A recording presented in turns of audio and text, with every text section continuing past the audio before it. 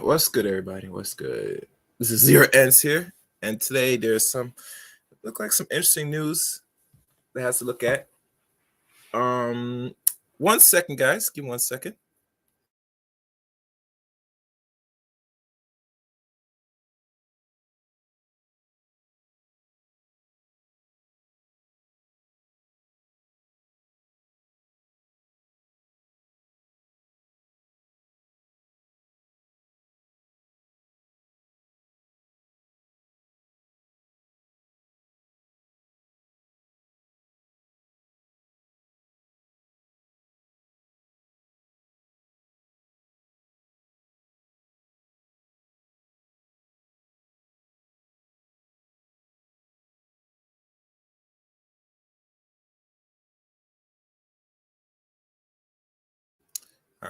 All right, guys.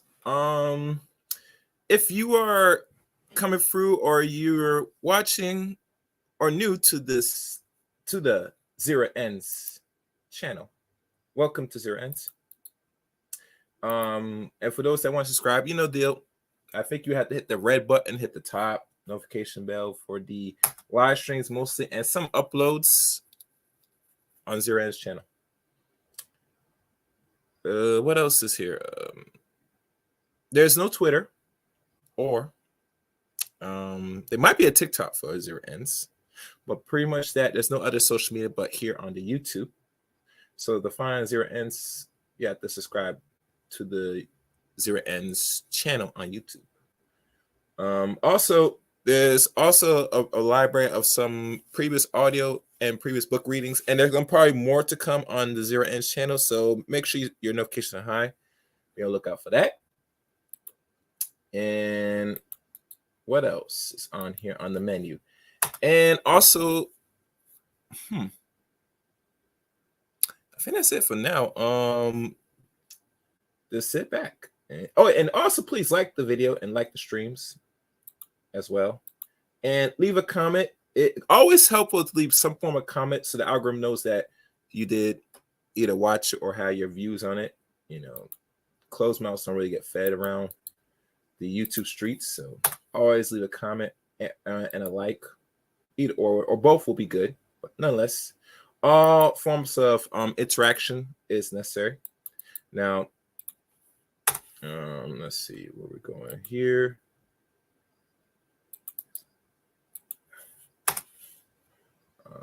Let me check what's going on. And this came across because I find it very interesting. And as y'all know, I'm multitasking, so if I'm not talking much, I'm doing some things right now.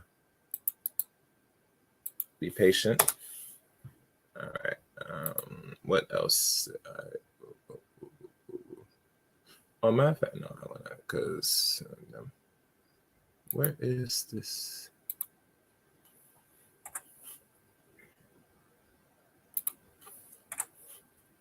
And holy, do we got something here?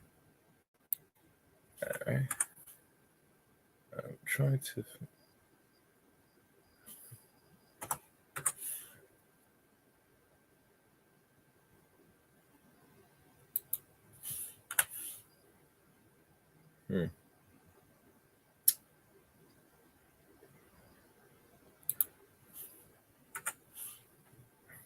Interesting. Very interesting.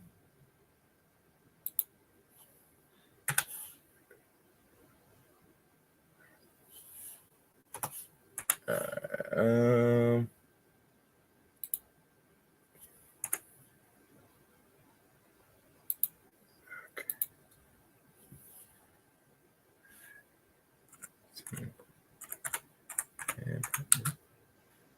News.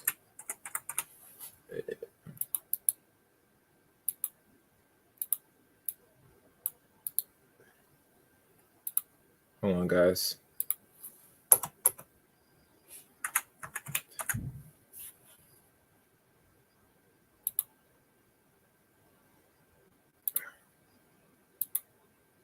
Oh.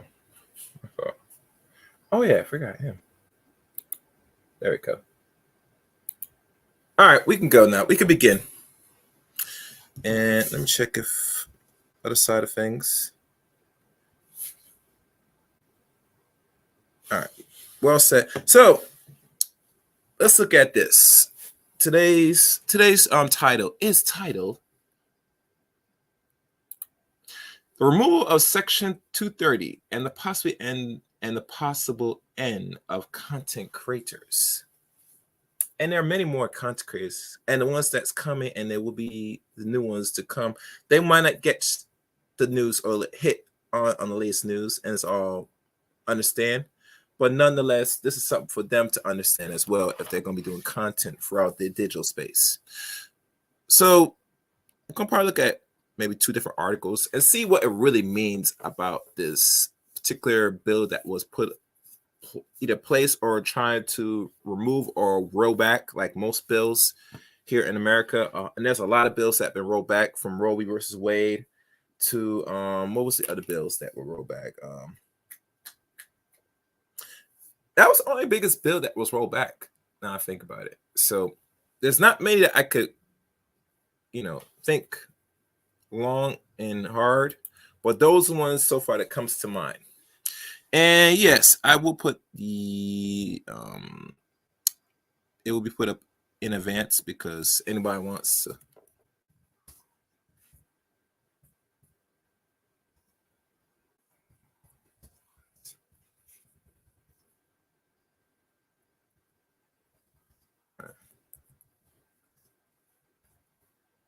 All right.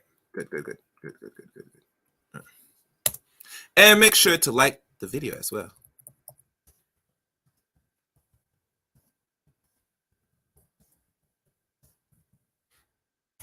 Okay, so let's look at these articles.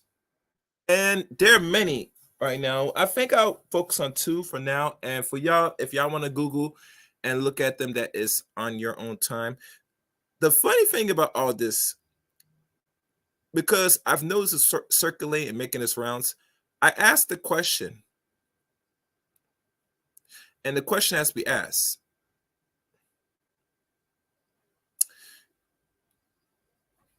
Is okay, this was been posted for a while. When I ask any person, man, woman, or just particularly men mostly, the details, they could not give me in-depth details. Some of them might do posts on this. Some might even extend live streams. I can't give you the names of those, but let's be honest. When people talk about the latest news, they only talk about it in surface level. There are some that will go in detail, but they're not going to go real detail. We got to really look at for ourselves and give a proper analysis. So no further ado, let us begin. And I'm going to expand it here so y'all can see this article. And they have all these dumb commercials. First one, these 26 words create the internet. Now the Supreme Court may be coming for them. Now, these are the images. And there's a video. I'm not sure I'm going to waste my time playing it. I'm not going to. We're going to just read the thing because playing it, you know the deal. All right, Washington, CNN. And let me see the date of the article. This was posted on the 18th. And then we're going to look at the update for today's one on another article. The Washington CNN, Congress, the White House, and now the U.S. Supreme Court are all focusing their attention, and they're focusing beady eyes, that means you, on a federal law that long serves as a legal shield for online platforms. Now, before we go on in detail of this, listen good. We are coming into the next election cycle in 2024. We're in 2023. And we all know who's in the right now sitting in the seat of the presidency, mostly. And I think the last president, I think Donald Trump. Yeah, Donald Trump, yeah. Yeah, I think Donald Trump did mention about this when he was in president. That's what I'm thinking. Hold on, guys.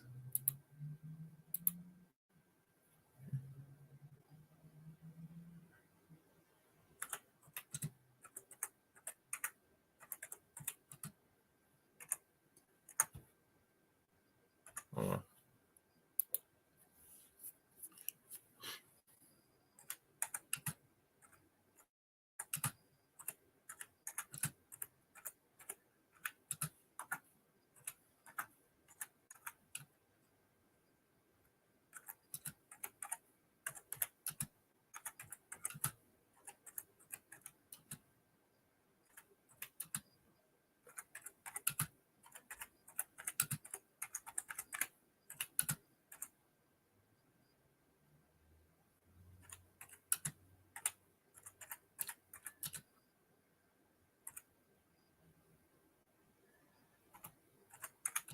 Hold on, guys.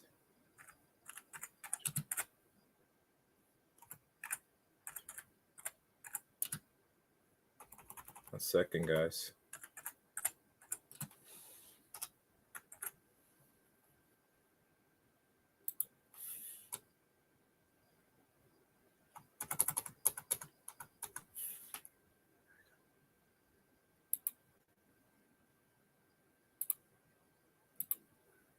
All right.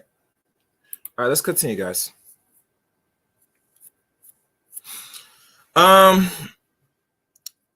Okay. This week, the Supreme Court is set to hear oral arguments on two pivotal cases dealing with online speech and content moderation. Central to the argument is Section 230. And I'm not sure if I should look at the bill personally. I might Google to see the bill's present if I have time. A federal law that been roundly criticized by both Republicans, Democrats for different reasons, but that tech companies and digital rights groups have defended as vital to a functioning internet. Now, what do they mean by functioning internet? So you tell me a lot of the content creators that's being put out here on TikTok, Twitter, YouTube, how they're saying things about outlandish statements between different sexes, meaning battle of the sexes, meaning about your views of political actions. What does it really all mean? Really, what does it really all mean? Are you saying that we're not going to hear words like they talk about this side, this sector, the community, including what they call black female effery? Or are we going to talk about things like the dusties? Or even the terms that you hear some of these weirdo, even females out here that are dreaming of a white Brad or a white Christmas, talking about bullet bags? Are you talking about those type of terms? Those extremist terms that we all hear on the internet? Is that what you're talking about? Can somebody give me answers for this?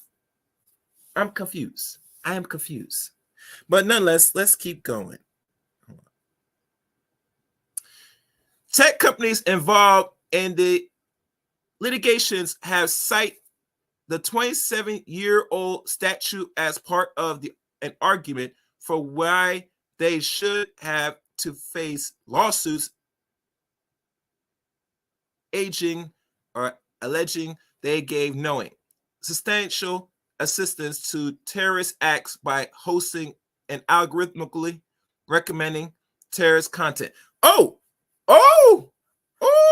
that means those so-called white supremacists, those Reddit dudes, the ones that be talking about some things about, you know, the Nazism and all that stuff. Is that what they're talking about? Can somebody give me answers, please? I would like to know. I would like to know this, because let's be fair, honest. I'm going to be honest with y'all. Now, I know there are a lot more non-blacks that have websites like Reddit and any other websites that behind their website. Even one time, there was a website called Black Avenger, where they had various blacks, non-blacks, and all racial groups of men making content, talking about not only other men, but also women. And they were doing it privately. And mind you, Black Avenger, for those that never did the research, does not exist no more because of the certain, you know, latest articles put out last year. So they kindly had to refrain back. And I mean, kindly meaning the person that once run it, now send it and sell it to another person, that he had to make an executive move to remove the website. Even you hear someone pull back, say, well, you know, I'm not this and that. And you know what I'm saying? They got all the receipts and records when you're talking all your cash stuff. Mm, mm, mm, mm, mm, mm. Lord, it's just ridiculous. And you know what's funny? I have to laugh to this, really. That this bill was been around for over a generation, maybe going on 28 years, but I think it was established in 1995 and then you know, took effect the next year. But really, truly, this is something that every person should be keeping their eye on, keeping their little beady eyes on, personally. And the reason why you don't see most people talk it,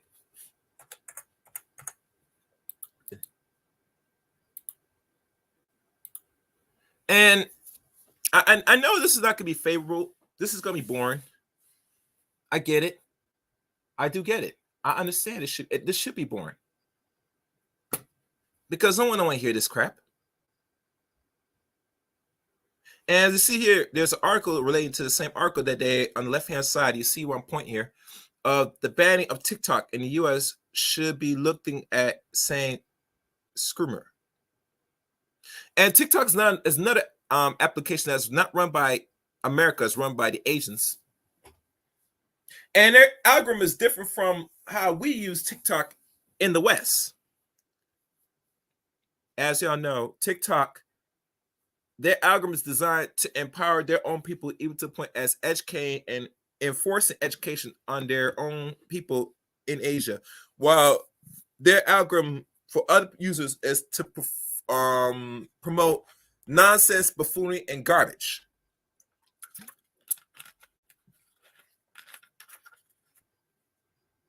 Now tell me, if you build an app for the purpose of entertainment, that's all you get is entertainment. But you got to keep in mind, who's the real person that's pulling the strings, that's running these algorithms? Should be your question and answer as well. Once you ask the question, there is an answer to that question. Moving on. A set of rulings against the tech industries could significantly narrow Section 230 and its legal protection for websites, social media companies.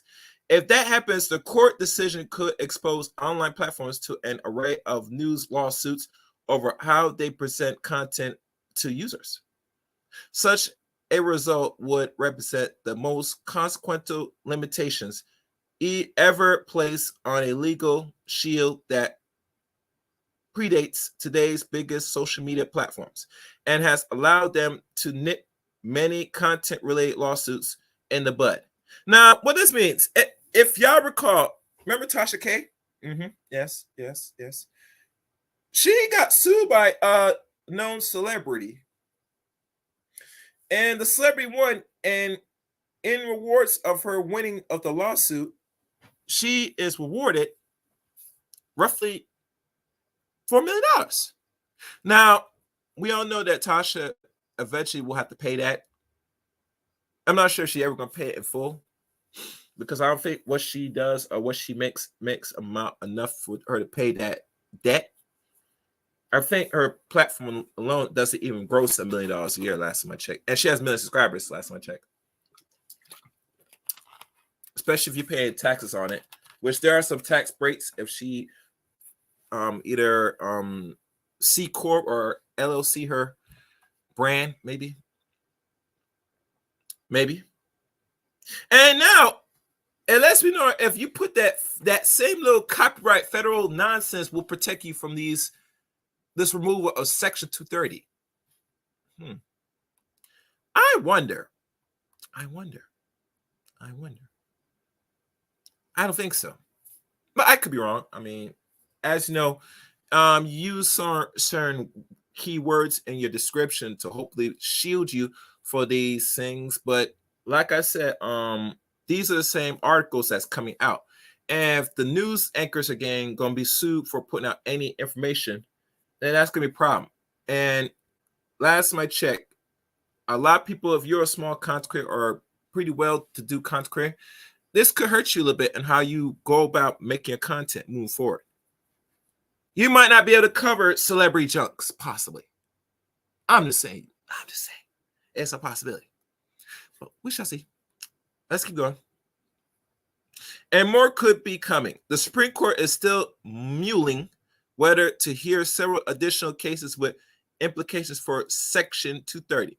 While members of Congress have expressed renewal emphasis for rolling back the law protection for websites, and President Joe Biden has called for the same in a recent opt-in. Here's everything you need to know about Section 230, the law that's been called the 26 words that create the internet. Here is a law born in the early days of the World Wide Web. Now, mind you, the World Wide Web really started to really be established in 89, roughly. Well, the internet has been around longer because like everything that you get in your hand is all military experiments used to the bigger military, then eventually give it to the American people years or a decade later. That's how it works. You know. Let's go.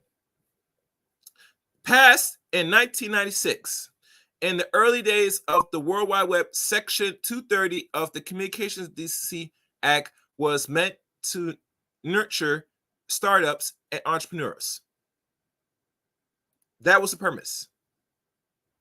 This act was designed. As y'all watch, please like this stream, share this. And the reason I have to read this because I don't think maybe somebody is covering this properly and then Zero Ends, but I doubt it. I have in my gut feel, I think no one's really covering this personally. They're not covering this. I don't think so. But let's keep going. The legislation text recognized. Oh, and before I continue, startups and entrepreneurs. This bill was really designed to get you as a communications person or entrepreneur to start your business and use any resource, even to point as creating gossip, lies, etc., to get your crap up and running. That was the whole purpose for the bill, to get you started as the person to, start off your entrepreneurial journey and be protected through what we call the beginning stages of the World Wide Web, hence the internet. Let's move on. The legislation text recognized that the internet was a infancy and risk being choked out of existence if websites owners could be sued for things that other people post. See this? Pause. That was the premise of it. So you don't get sued for everything you say. You're ugly. I'm going to sue you. You're fat. I'm going to sue you. Makeup said that I got a STD. You will be sued. You will be sued. You will be sued. You get it? Good? Good. That was the premise of the bill. I had to emphasize this and hit it home. One of the law's architects, Oregon Democrat Senator Ron Wyden, has said that without Section 230, all online media would face an onslaught of bad faith lawsuits, pressure, campaigns from the powerful seeking to silence them. Hence, see that. Y'all not listening to me. Y'all not hearing me.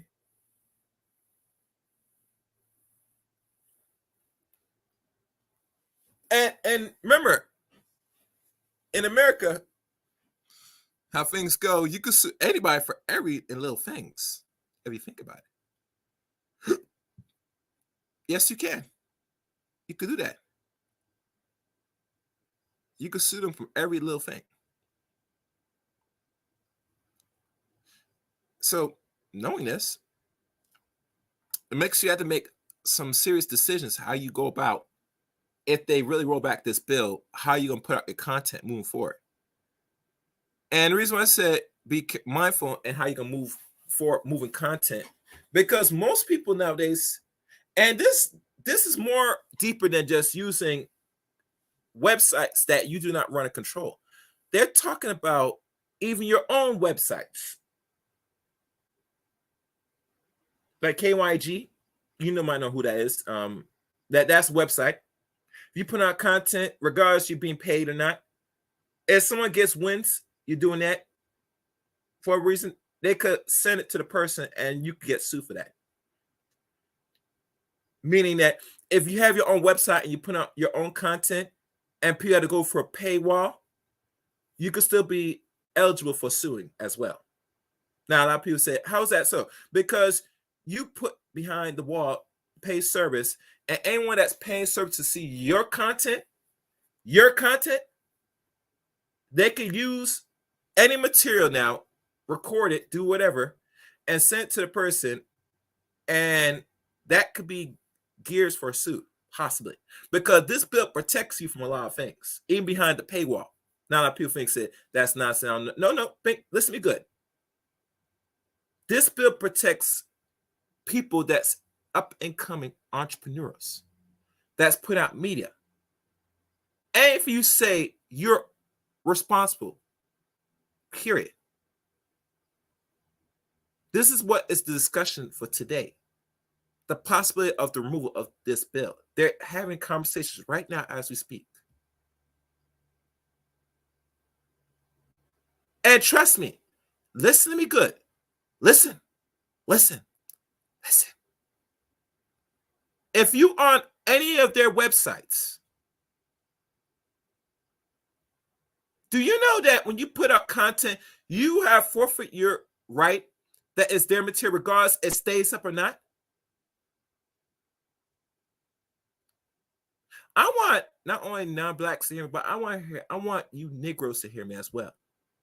All your little live streams you do every day, and you take them down. You probably, or you need to stop doing that. You're going to have to now think critically at what you put on the website now. If they remove this, I mean, you should start thinking about it ahead of time.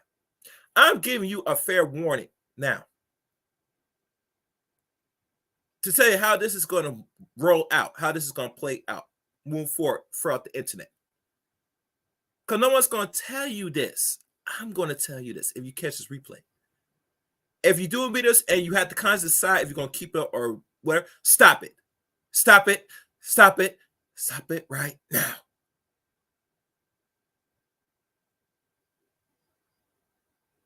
Nothing is scrubbed off the internet. Let's be clear here.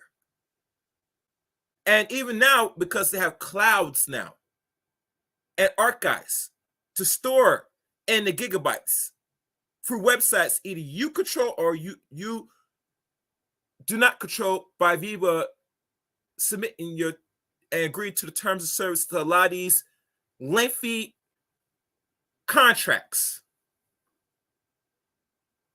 It's not gone. They tell you it stays on their website for a couple months. Do not believe that. Do not listen to me good. Hear me well.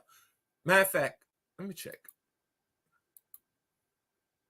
No, fuck this. You listen, hear me well. Do not believe that. Why do you think that when they write their contracts or terms of service, why is it so lengthy to the point it's up to 15, maybe 20 pages or longer? Why do you think they write so long as is? Because they got put keywords, coded language.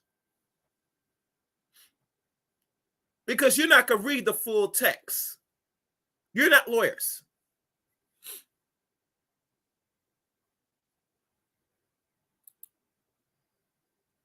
So when this thing is put out, right? And it's been put out, you're responsible. You're heavily responsible.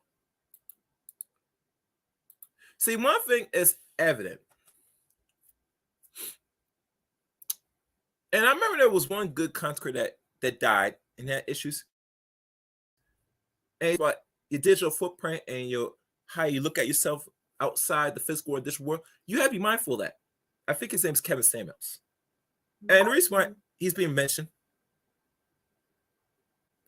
is because he tells you how to move, not only in the real world, in a positive fashion or the best way you can, but also in the digital realm.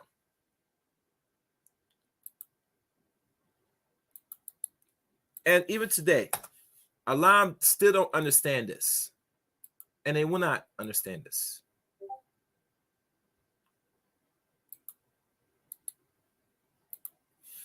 So, hold on, guys.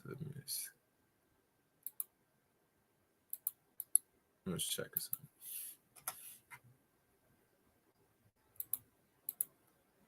out. Shit.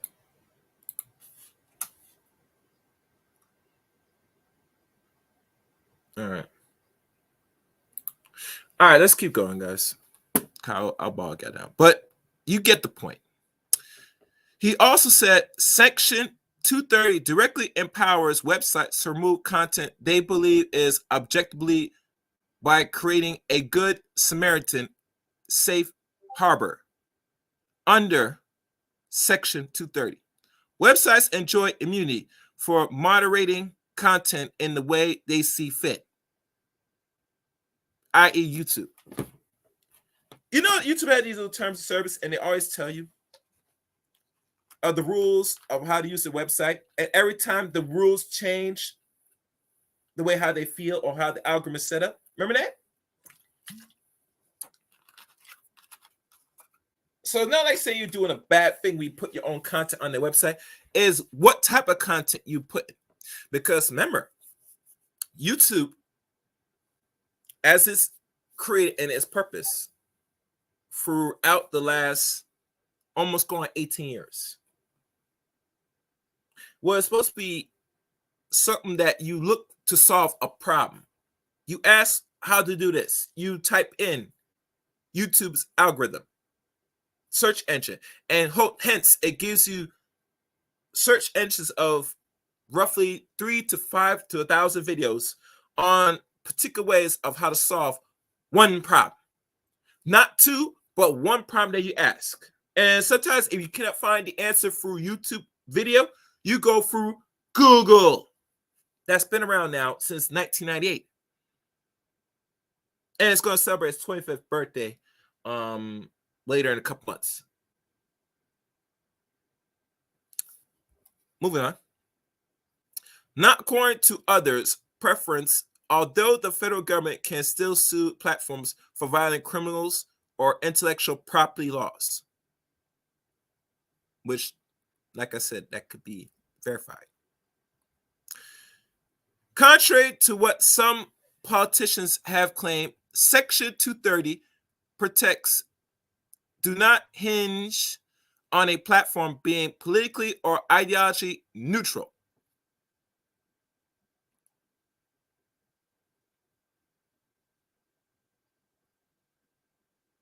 Now, ideology neutral, we're not sure what that means. Definition, we're not going to pull it up. You could find and look up in the dictionary what ideological neutral means.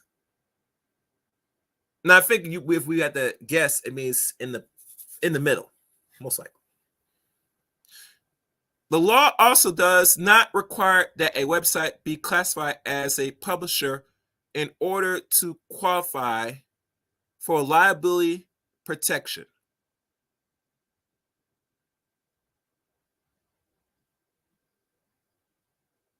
Okay.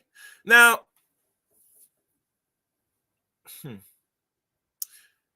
I wish I had somebody on here that's more expert.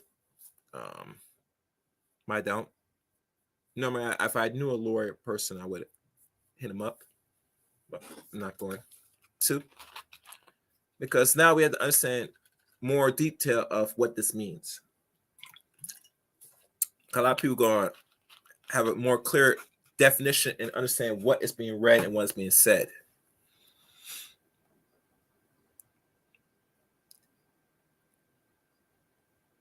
But if I had to guess, if the bill was that still present, that that it will protect you for these type of reasons, so you don't take no serious punishment. All right. Apart from meeting the definition of an interactive computer service, and there's a lot of quotes that need to be broken down. Websites need not do anything to gain Section 230 benefits. They apply automatically. This bill protects you automatically when it's passed, if it's still passed, if it's still active, which now behind closed doors they're having conversations as we speak.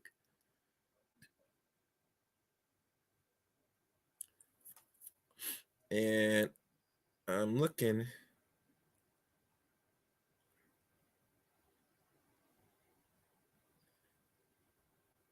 Okay. Moving on. The law. Oh, wait, matter of fact. Oh, my fault. My fault.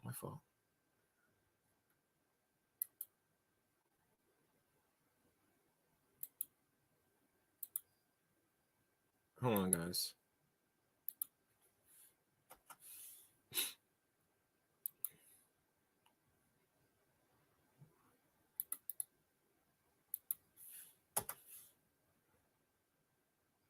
I'm just looking at something right now.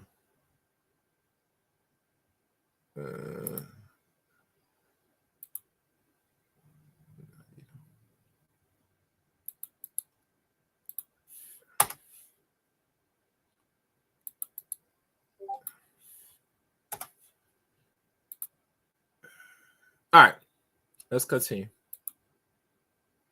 I'm just checking some things. Yeah.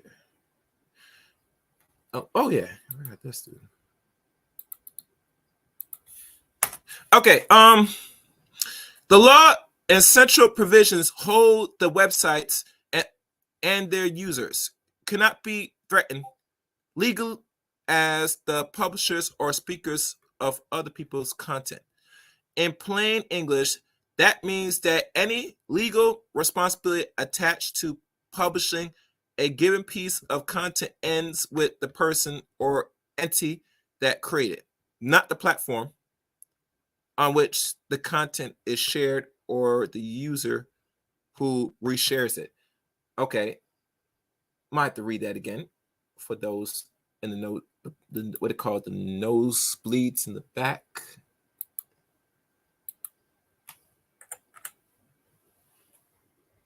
Yeah.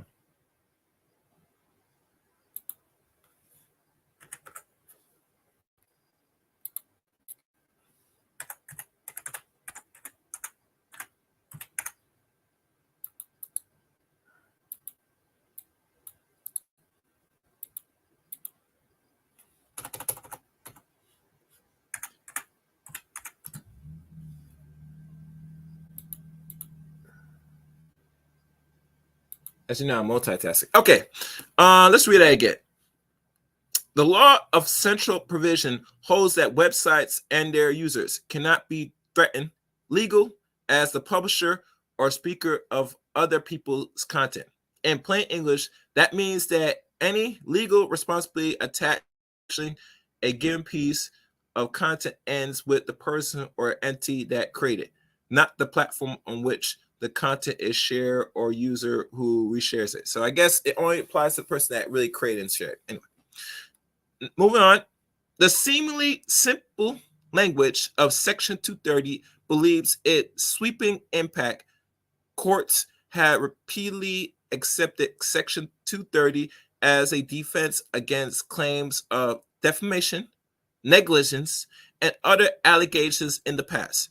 It protects AOL, Craigslist, Google, Google, Google, Google, Google, Google, Google, and Yahoo.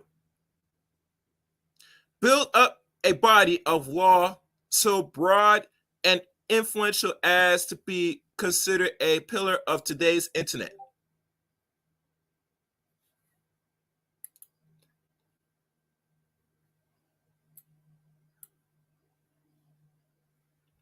What else?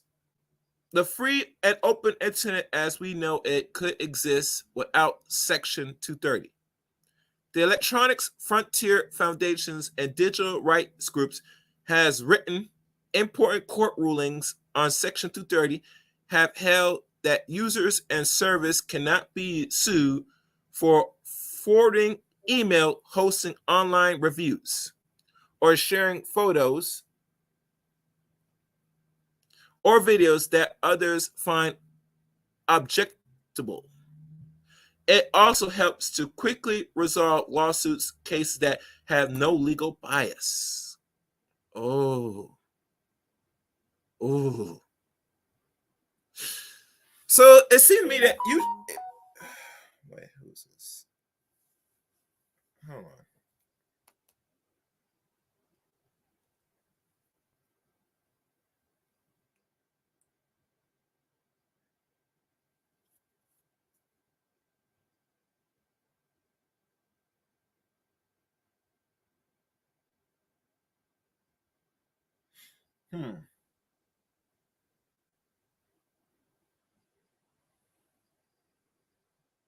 Yeah, I need to double check this.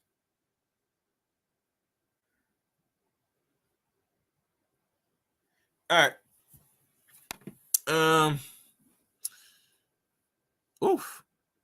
Other objects and also help to quickly resolve lawsuits case that have no legal base. I hope that was clear. In recent years, however, critics of Section 230 have increasingly questioned the law's scope of proposing restrictions on the circumstance in which websites may invoke the legal shield.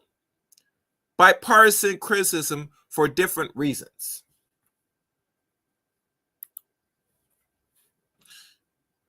By safeguarding platforms' freedom to moderate content as they see fit, Section 230 does shield websites from lawsuits that might arise from the types of viewpoints biased content moderations, though social media companies have said they do not make content decisions based on ideology, but rather on violations of their policies. That's why they create terms of service.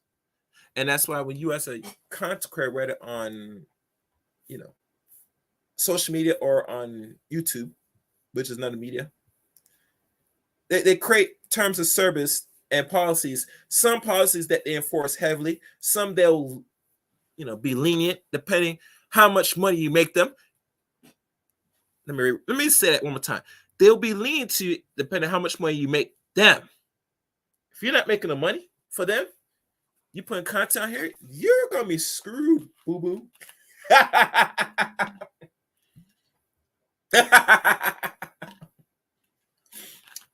I mean, it is what it is. It is what it is. You're gonna be screwed.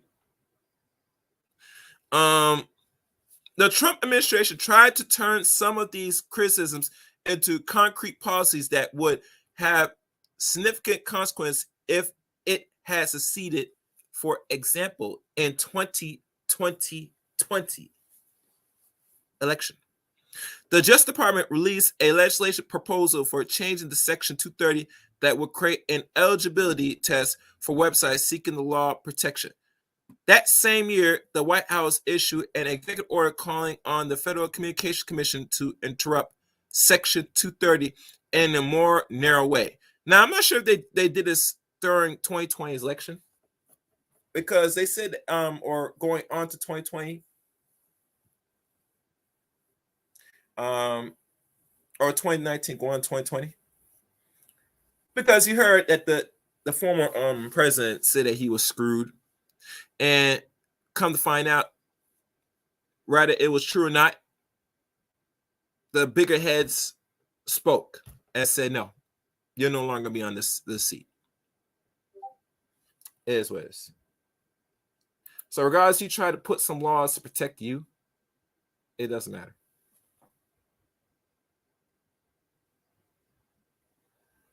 All right, let's keep going. And let me do some checking. I'm going back and forth here.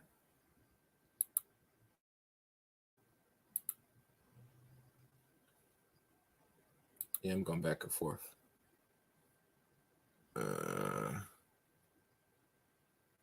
Let's see what's going on here.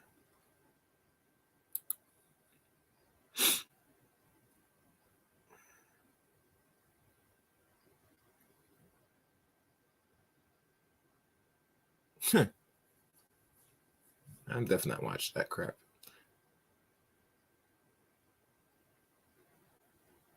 All right. The executive order facing a number of legal and procedural problems, not least of which was the fact that the FCC is not part of the judicial branch, that it does not regulate social media or content moderation decisions, and that it is an independent agency that by law does not take direction from the White House. Even though the Trump era efforts to what it called certain tail, Section 230 never bore fruit, conservation or conservatives are still looking for opportunity to do so. So they are on alone since 2016, when social media platforms roles and spreading Russian election disinformation broke open a national dialogue about the company's handling of toxic content. Democrats have increasingly railed against Section 230. Now, they're talking about this stupid Russian thing and all this nonsense, which probably did have a key role. I said possibly, I'm not saying it did or not, but nonetheless, how you reach people now is not through television no more. You have to go through the internet. You're going to go to these social medias heavy. That means you're going to go to Facebook, Google, YouTube, all these sites.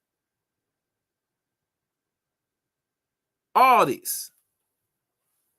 Because young people are on their phones like never before. They use their phones as the instrument of seeking and searching for garbage. And I have to laugh to this because, let's be fair, honest, this is the world we live in today. We're not living where you just sit on your, well, most people do sit in their butts nowadays and watch too much, a lot of nonsense, but that's another story. But they're here now if they want to get their daily dose of buffoonery, entertainment. All they do is take their nice little iPhone, smartphone, whatever, and they just tune into the social media and on, YouTube and maybe and eventually on TikTok, mostly for the information overall. Nonetheless, let's keep going.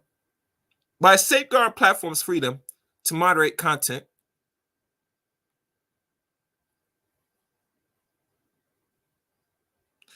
as they see fit, Democrats have said Section 230 has allowed websites to escape accountability. Okay. I hope they go in detail to this. For hosting hate speech, and misinformation that others have recognized as quite objectable, but the social media companies can't or won't remove themselves. But you see, the problem is they talk about misinformation, hate speech. The news, as we know it, has always controlled a narrative for as long as before social media start to really surface in the early or around roughly 2000, roughly now 23 years ago. And then henceforth, other websites started to pop up that took over regular media news anchors now that they had to find themselves on YouTube and other social media outlets, including Twitter and all that stuff, to put out their same content.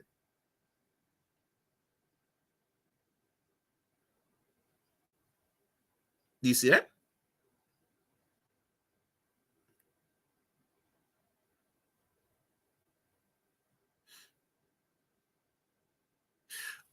So really truly, they always want to keep pushing the information, rather it's true or not, because let's be honest, most people when they get the information, they get it through what they see, not what they read on the average. If there was a data, and let's say there was a statistical data of what how people consume and get the information, I guarantee you most of them get the information what they see than what they read.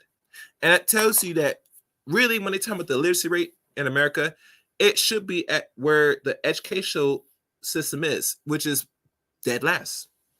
Moving on.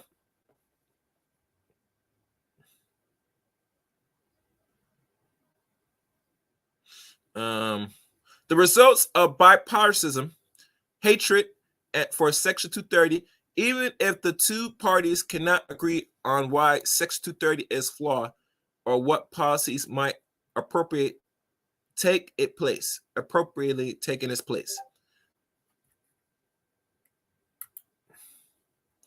I would be prepared to make a bet that if we took a vote on a plain Section 230 repeal, it would clear this commitment with virtually every vote. And Rhode Island Democrat Senator Sheldon Whitehouse at a hearing last week on the Senate's Judiciary Committee.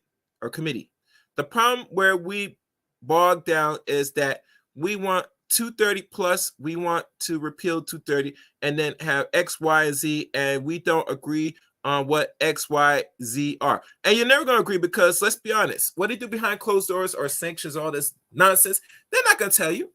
Because, and the reason why they won't tell you, especially if you're the user and you're the person that's putting out the content, you are liable, you're subject, and you are always put under the bus and danger to when they want to change the rules on you on a given notice, they could do so because you did not create the website. You're not taking the harsh bumps like these websites have, these social media outlets that's been created roughly almost 20 years or almost 15 more years in advance.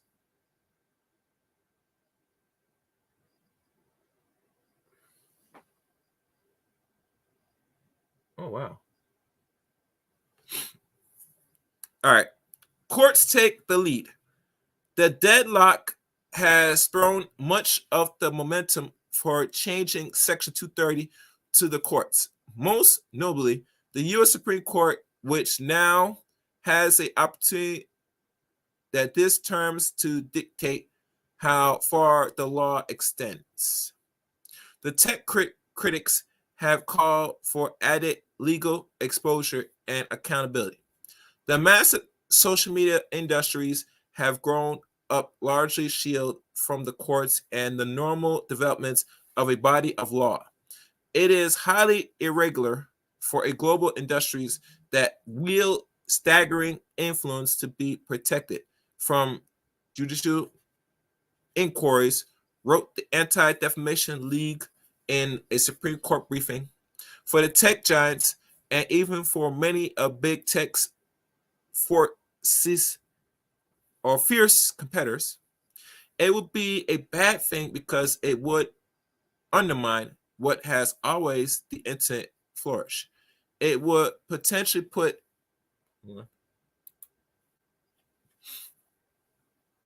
what's this?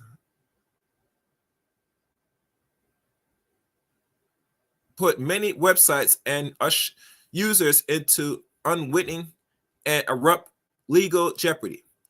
They say, and it would dramatically change how some websites operate in order to avoid liability.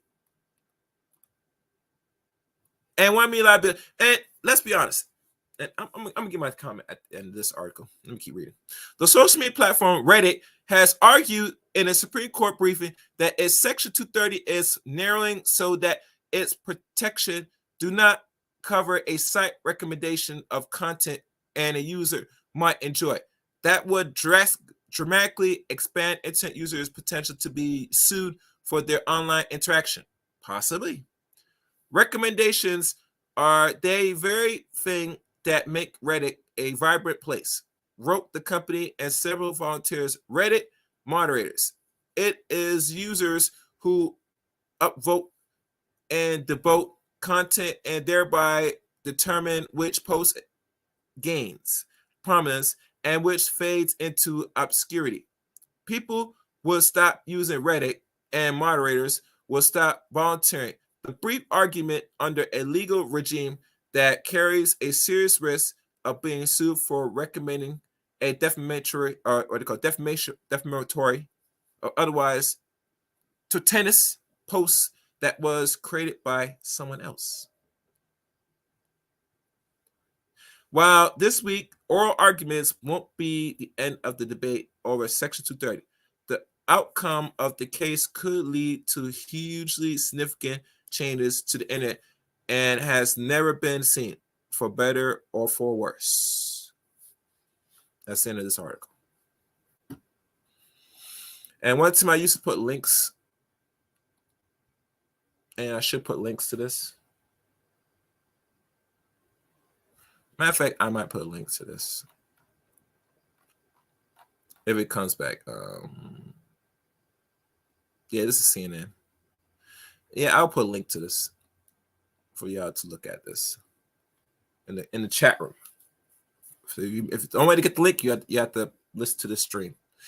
All right, where is? Let me open up another window.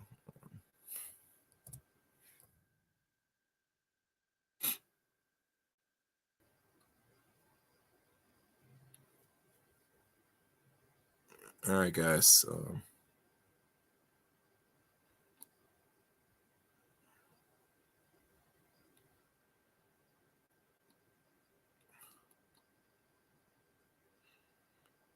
Give me a second, guys.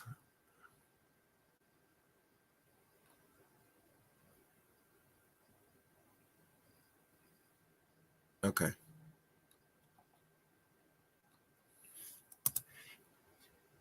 There we go. All right, there's the link for that. All right. What's next? Actually, I should put it here. Oh, what I was doing? I was stupid. All right.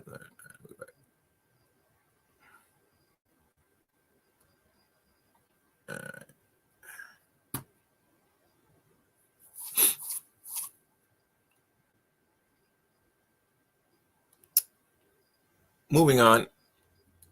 What's the next article? Oh, what did I do with it? Oh, shit.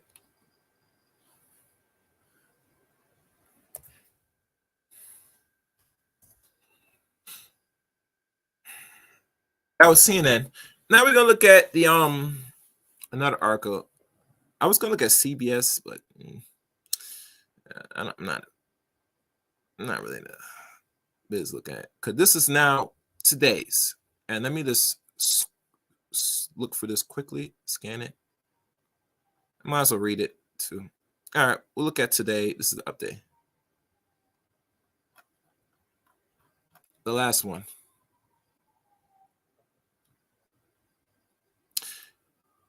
Now, this one is from The Hill. And I'm just pulling a few of these. Oh. Where is it? Where is it? Oh, damn. Oh, no, it's still buffering. Okay. All right, there we go. This is the one. This is the last one.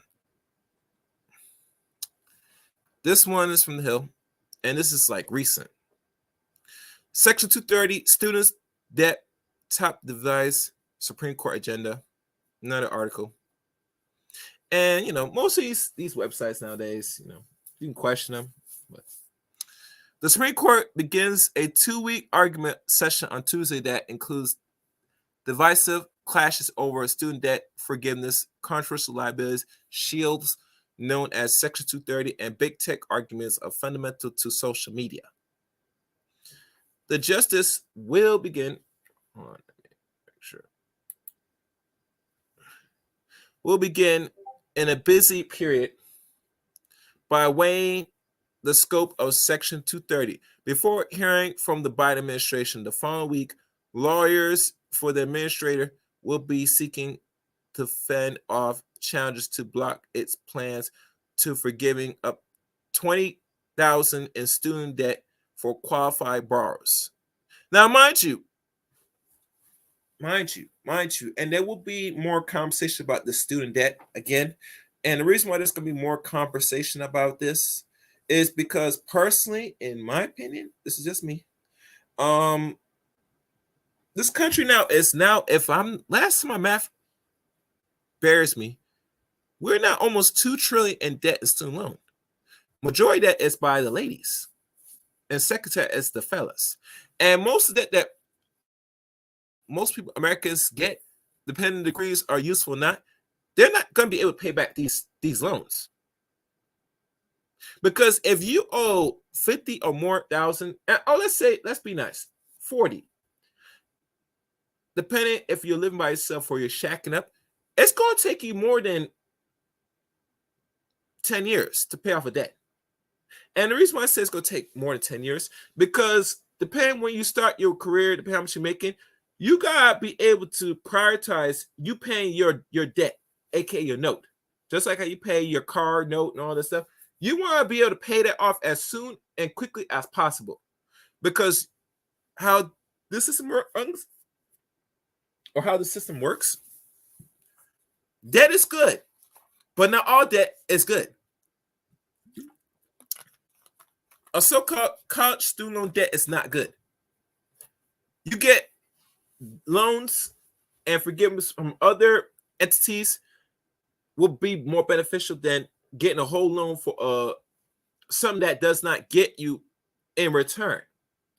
And if you ask any of your top experts, literally, and they'll keep it real with you if you talk to the right people, that owing a student loan debt is not the wisest thing to do.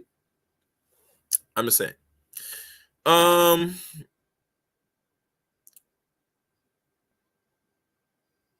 Ruling in the case expected by the ruling in the case are expected by the summer. Here's a preview of the two big clashes. Section 230. The justice on Tuesday will hear Gonzalez versus Google, which could unpending protection internet companies have had throughout the near 2 decades rise on social media. The plaintiff,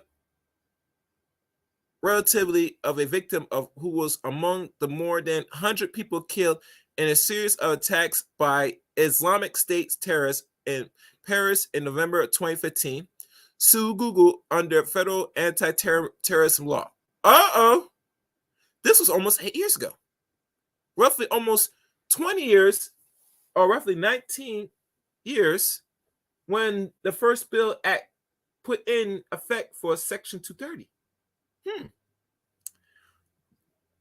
The family accused Google of aiding and abetting terrorism by purportedly recommending pro-Islamic content to users on YouTube, but Google argued that its recommendations are protected by Section 230.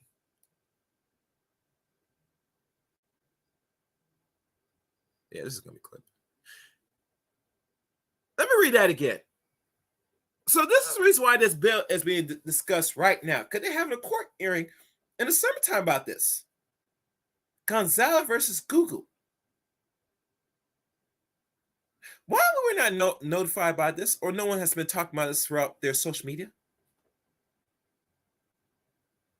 That's my question I have to ask. Let me read that again.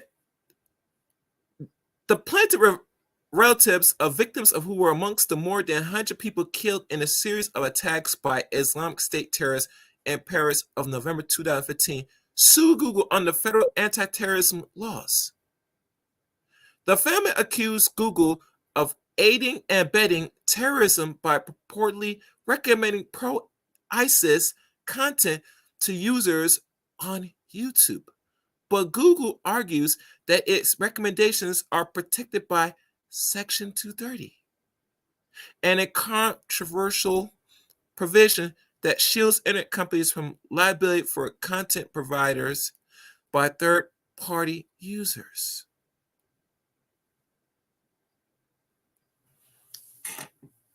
Let me do this, guys. 1 second. Let me do this.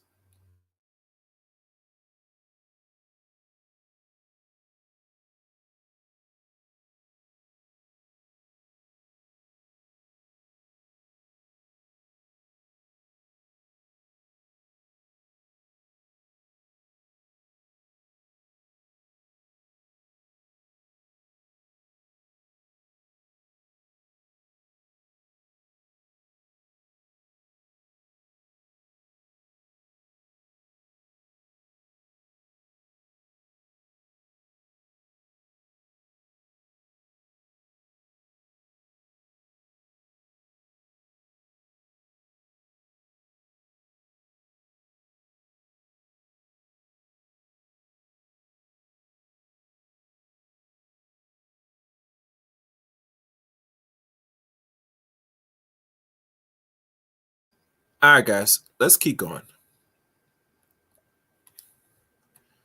The tech industries contend that taking the family's side would dampen a crucial effects allows the modern internet to function.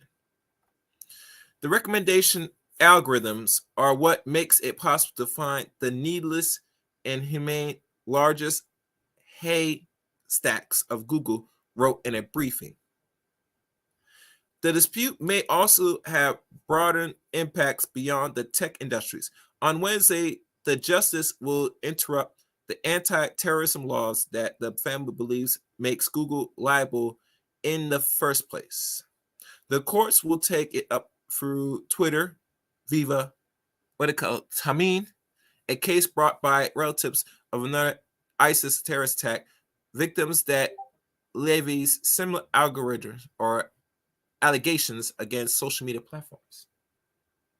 Google has suggested that siding with the tech industries in Tamim would resolve both cases because Google would have an liability to need Section 230's protection. Senator Chuck Grassley, which is our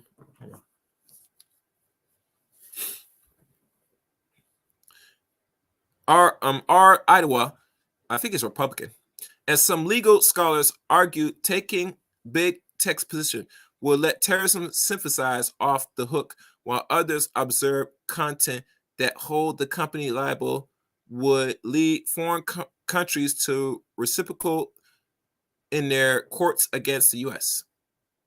And the next one, student debt forgiveness. The Biden administration will attempt to save its students' debt forgiveness program on February 28th, when the Supreme Court will hear two challenges to the plan. 6 Republicans led states and 2 individuals loan borrowers who did not qualify for the relief argued the administration should not be allowed to forgive up to $20,000 in debt for qualifying individuals. I'm going to just go through this quickly. Their lawsuits have stayed the program, and the justice now are posted to deliver the final verdict in which Biden can move ahead with fulfilling the one of the campaign promises. The administrators insert that neither groups have standing means the legal capacity to sue, so the justice should even consider the merit of their challenges. If the justice do reach the merit, they would weigh whether Education Secretary Miguel Cardone could forgive the debt using a authority connecting to the national emergency established during the pandemic. And we're going down. Let me see how long this is. I don't know if I'm gonna read all this. Yeah, y'all go out to read this for yourself. I'm not gonna read this because this diverges from the real topic. I just only read it to give you a snippet of what they were going to do about the student loan. I mean, it's not really the focus of this channel, but right now for the focus of this particular subject. But that's not a story.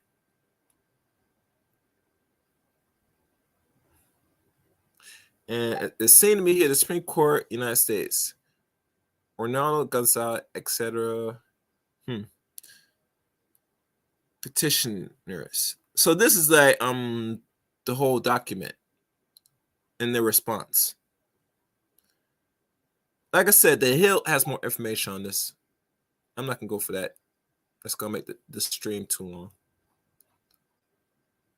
So that's the Hill.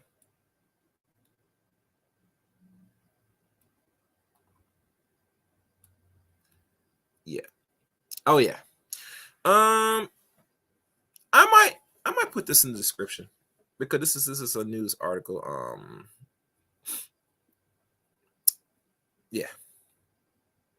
Yeah, I'll probably hold this for now. For those who want to ask for it, you're gonna have to ask for it in the future stream. I'll send it to you. Overall, you know, in conclusion to this, they're gonna be in talks during summertime of this. This is just a snippet. You know the legal backgrounds of what led to potentially of this now rolling back as early as today or a few days ago. And it's going to start with Google, i.e. YouTube. Because that's who they're suing. Gonzalez versus Google. Now, let's be honest, guys. Which content creator is really right now talking about the details of this? I'm hoping I'm not the only one. As small as this channel is, I'm not praying. I'm hoping I am not the really only one talking about this personally. If I am, you got problems. You're in serious crap right now, personally, in my opinion. Because this should have been on everybody's radar. Every content creator that does content not only on Google/YouTube, but also other social media platforms, TikTok, IG, or any other content creator.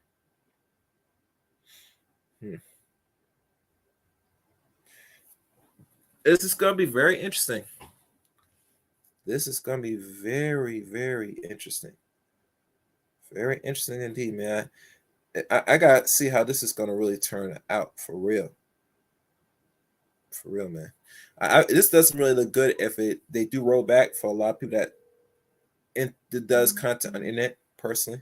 Wait, I have caller. Yeah. Hey, what's up? What's up? Hey, what's up, man? What's up? Hey, you know, it's funny.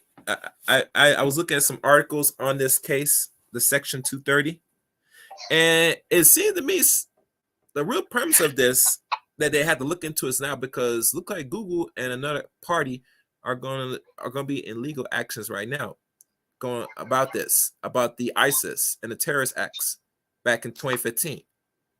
That their algorithms were the ones that sent recommendations during time, you know, America was still dealing with ISIS and stuff. Yeah, I mean, anytime you got a law like that, people are going to fight against it. So yeah, I'm not surprised at that. Yeah, and remember this bill has been around since 1996. And the funny thing about it, that it really was proposed because remember, the World Wide Web did not really start put out there until '89. So now, because they have emerging websites, they need something to protect them because if you put at time, because you know World Wide Web, because you know, and it was just around, but it's in its infant stage, that people are going to put out a whole lot of information out, and people can get sued. Because you know, America, they like to sue people for every little thing. Remember? Yeah. So they put this bill to protect them from these establishing tech companies or protect them from liability. Right. So now, because it's almost like the NRA protection, but this is for the internet and social media companies. Yeah. You know, the NRA, like any other product that you have in the United States of America, if you get hurt by that product, you could hold that product maker liable for it. Mm-hmm. But the gun companies and social media has edged out a way to protect themselves from liability. So that's what's going on, man. That's what's going on right now. So now this is just only the beginning stage. Really, people gonna really see the real outcome during the summertime of this. You get me? Because you already see the outcome. Check it out. You know, whenever people watch social media videos and they get inspired to go out there and commit a crime, technically you're supposed to be able to hold that person, the social media company, accountable for having access for somebody to either commit suicide, go out and shoot somebody, go out and do something. You're supposed to be able to hold that social media company accountable, but you can't right now because, you know, they're not held liable for the content. The only thing that they can do is like content advisory, block the stuff that's not appropriate and all of that kind of stuff, but they don't really, you can't really hold them accountable. So no, you can't hold them accountable. And no, they control what goes through their media, like, you know, YouTube and stuff, like with terms of service and all this nonsense, right? But every day is constantly not. Let's be honest, they're clear with what they want and what they expect, but really they're not. You get me? So it tells me, you know, now put any content out, you know, if they do remove this bill, and they're gonna be really liable. Most of these channels that really made their little money, especially gender wars, etc., they're not gonna stay on their websites. Well, no, but I don't foresee it going nowhere. I'm not saying it's going away, but this is something that still has to be talked about, because with the ISIS thing with the lady or whoever that trying to sue Google for this, and now they got to look at. I tell people to just keep their watchful eye, because they there's no way tweaking it, because the bill's been around for over a generation, and all you can do is you got big money and the corporations that's wanting you to maintain that type of protection for social media. Yeah, so I don't see it going nowhere. So, but I mean, if somebody get rid of it, then I'll support that, you know. Yeah, and think about it. If they let's say they do get rid, that means these other emerging techs like TikTok will not stay in America. You get me? Because TikTok ain't American, no way. Yeah, I know, but you know what I'm saying? You gotta hear me. TikTok is where a lot of young people are harboring their short content, putting out the same things that's deemed unworthy for any consumption. I hear stories about TikTok, bro, and personally, I don't watch it because I have TikTok, but I don't watch the content TikTok. I think it's very low vibrant, personally, because when the Asians made this app, if you're a person over their country, you will not see what we're seeing in America. They more influence for positivity, education, empowering. Here, once Americans take on it, all you see is nonsense. You get it? So I obviously they know what they're doing, and really that's biased, because if that's your platform, you're supposed to keep consistent. But I see why you do that, because your platform will not got from where it is to 1 billion users in over the last 2 years. You get me? Yeah. So really, truly, you're competing against other firms. You get me? And you're gonna do what's necessary. All right. But let me ask you this. Do you got me on your live right now, buddy? Yeah, for sure. We're going to have to stop doing that. Live interview with Tyrone, brother. Yeah. I mean, you know what? I might have to sit down and have an interview, because, you know, we did content for a long time, bro. I might start doing it. No, it ain't no problem, man. But I got some stuff going on right now, so I'm going to have to holler at you. All right, cool. Thank you. All right. That's one of the guys I talked to. Anyway, that's pretty much it. I think I have nothing else to draw on this. Looking forward to hearing y'all thoughts and opinions on this. You think that they will have to look at this now, while they go through their case in the summertime from Gonzaga and Google? I don't think it's gonna go away soon. Maybe they'll tweak it, but that's pretty much it. I don't see them removing, because to remove it alone, these corporations will no longer exist. Because think about it. If you really do a data analysis, what people really watch and what consume they like to consume is really things that's negative. Nothing too positive here in the West, because as you know, in America, we're more of a violent country per se, independent slash free liberty country. So positivity is not in the equation here. We more have a more enticement of things that is indirect, you know, a lot of things, you know. In regards to things, learning and positivity, that's not the basis of, you know, this society. But you know, you be the judge. Leave your comments. Make sure you like, subscribe to the Zero Edge channel. Be looking forward hearing comments on this one. And you know, like always, there will be some other social medias I'll probably create outside this channel, but be on the lookout for that. But other than that, take care now.